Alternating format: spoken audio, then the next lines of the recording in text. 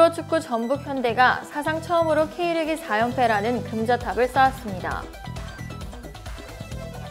지난 3년간 전북에서 발생한 학교 산업재해 96건 가운데 급식 조리실 사고가 86건으로 90%에 이릅니다. 정부가 현행 3단계로 되어 있는 사회적 거리두기 체계를 5단계로 개편했습니다. 횡령과 뇌물 등의 혐의로 징역 17년의 확정 판결을 받은 이명박 전 대통령이 2일 재수감됩니다. 3일 미국 대선이 열리는 가운데 후보 지지율 여론조사에서 조 바이든 민주당 대선 후보가 도널드 트럼프 미국 대통령을 10%포인트 차이로 앞선 것으로 나타났습니다. 자세한 소식은 잠시 후 뉴스에서 전해드리겠습니다. 시청자 여러분 안녕하십니까? 신동아방송 전북뉴스 이수정입니다. 프로축구 전북 현대가 사상 처음으로 K리그 4연패라는 금자탑을 쌓았습니다. 전북은 1일 전주월드컵 경기장에서 열린 대구 FC와의 하나원크 K리그1 2020 최종 27라운드에서 조규성의 멀티골에 힘입어 2대0으로 승리했습니다. 19승 3무 5패가 된 전북은 같은 시간 광주 FC를 꺾은 울산 현대를 승점 3점 차이로 따돌리고 정상을 지켰습니다. 2017년을 시작으로 4년 연속 우승입니다.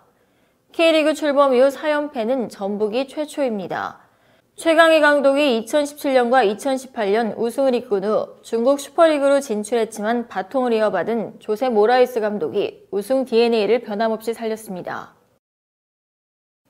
열린민주당 강민정 의원에 따르면 지난 3년간 전북에서 발생한 학교 산업재해 96건 가운데 급식 조리실 사고가 86건으로 90%에 이릅니다. 조리실 사고 가운데 이상온도 접촉한 압상이 각각 25건으로 가장 많았고 물체 충격 13건, 절단 배임, 찔림 11건 순입니다. 또 대상 학교 557곳 가운데 조리 종사원 휴게실이 없거나 기준을 갖추지 못한 곳은 42%인 232곳입니다. 정부가 사회적 거리두기 체계를 5단계로 세분화하고 1단계에서부터 다중이용 시설에 대해 마스크 착용을 의무화하기로 했습니다. 1일 정부는 사회적 거리두기 체계를 현행 3단계에서 5단계로 세분화하는 내용의 개편안을 발표했습니다. 코로나19 장기화에 대비하려면 지속가능한 방역체계를 도입해야 한다는 현실적 판단에 따른 것입니다. 각 시설이나 활동에 대한 획일적인 조치 대신 위험도 변화에 따라 단계적으로 운영시간이나 이용 인원을 제한하기로 했습니다. 대신 코로나19 전파에 최대한 막기 위해 거리두기 1단계에서부터 23종의 다중이용시설에 대해 마스크 착용 등 핵심 방역수칙을 의무화해야 합니다. 이 개편안은 오는 7일부터 적용되며 그전까지는 현행 3단계 구분에 따른 1단계가 유지됩니다.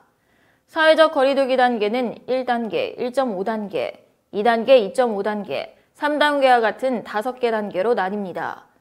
생활방역, 지역유행, 전국유행으로 크게 나누되 지역유행과 전국유행 단계를 보다 세분화해 1.5단계와 2.5단계를 추가했습니다.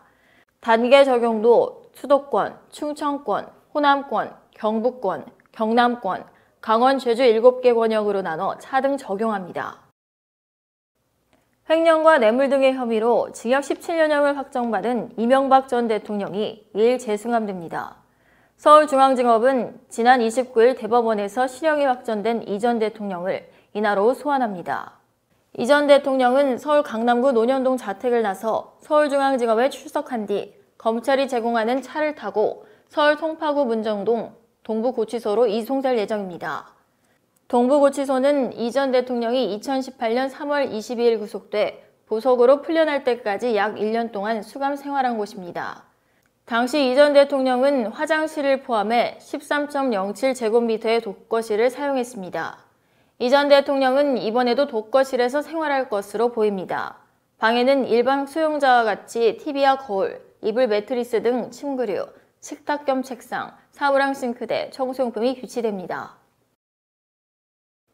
미국 대선을 하루 앞두고 이뤄진 마지막 여론조사에서 조 바이든 민주당 후보가 도널드 트럼프 대통령을 10%포인트 차이로 앞서고 있다고 미국의 월스트리트 저널이 2일 보도했습니다. 월스트리트 저널은 MBC와 공동 여론조사를 한 결과 이같이 나타났다고 전했습니다. 바이든 후보는 52%의 지지를, 트럼프 대통령은 42%의 지지를 각각 얻어 지지율 격차는 10%포인트였습니다. 이는 지난 10월 조사의 11%포인트에서 격차가 소폭 준 것입니다. 유권자들은 경제와 코로나19를 가장 중요하다고 생각했습니다. 유권자의 41%는 경제를 가장 중요한 문제로 꼽았고 38%는 코로나 바이러스를 꼽았습니다. 이는 지난달 8%포인트 차이에서 3%포인트 차이로 좁혀진 것입니다.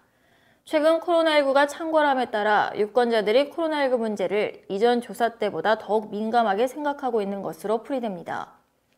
응답자의 52%는 트럼프 대통령이 직무 수행을 잘 못하고 있다고 답했고 잘하고 있다고 답한 응답자는 45%에 그쳤습니다. 이상으로 뉴스를 마치겠습니다. 시청해주신 여러분 고맙습니다.